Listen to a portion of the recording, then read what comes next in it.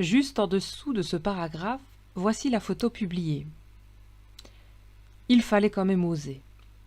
C'est bien l'hôpital qui se moque de la charité ici. Ce paragraphe décrit en fait assez bien les relations entre le collège central, représenté par Monsieur Loesch sur la photo, et le témoin de Jéhovah lambda. Sincèrement, les témoins de Jéhovah n'écoutent pas avec ferveur des prédicateurs célèbres parmi eux? Ils ne boivent pas leurs paroles? N'assistent pas en masse à leurs offices via JW Télédiffusion? Ne font pas d'offrandes généreuses? Ne lisent pas leurs livres? L'aspect autoritaire du corps dirigeant est indéniable. Les paroles et écrits du Collège central et de leurs assistants sont, il faut pouvoir le reconnaître, paroles d'évangile. Ceux qui connaissent le mouvement et qui ont pris suffisamment de recul pour en dresser un portrait objectif le savent. Mais voici malgré tout 2 citations, montrant que le portrait moqueur qui est dressé dans le paragraphe 7 des autres leur convient en fait parfaitement. À la page 61 du livre Révélation, le grand dénouement est proche, concernant les personnes qui forment la grande foule, on lit ceci, je cite.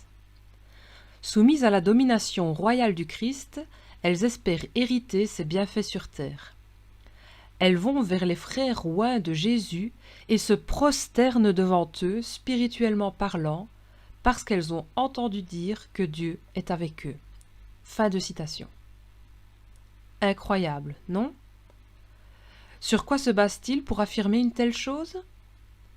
Ce commentaire est fait dans le cadre de l'étude de Révélation chapitre 3 verset 9. On y lit. Je cite. « Voici, je donnerai des gens de la synagogue de Satan qui se disent juifs, et pourtant ils ne le sont pas, mais ils mentent.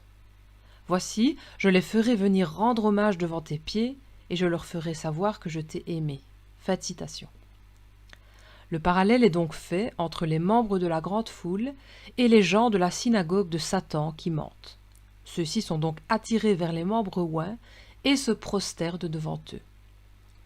Dans le texte biblique, c'est bien proskuneo qu'on retrouve, c'est-à-dire adorer, rendre hommage, se prosterner.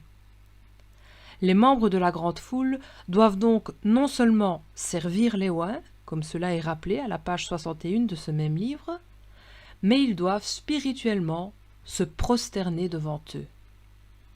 Honnêtement, peut-on vraiment affirmer que les témoins de Jéhovah ne vénèrent pas des hommes?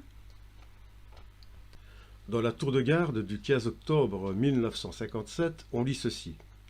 Je cite. « Dieu a placé chacun des membres dans le corps comme il l'a voulu, ainsi que cela est figuré dans 1 Corinthiens chapitre 12 verset 18. Il est vital d'apprécier ce fait et de se conformer aux directives de l'esclave, comme à la voix de Dieu, car telle est la disposition qu'il a prise. » Fin de citation. On va s'arrêter là. Vraiment, pas d'hiérarchie, pas de vénération, tous frères. Deuxième critère. Ils sont les seuls qui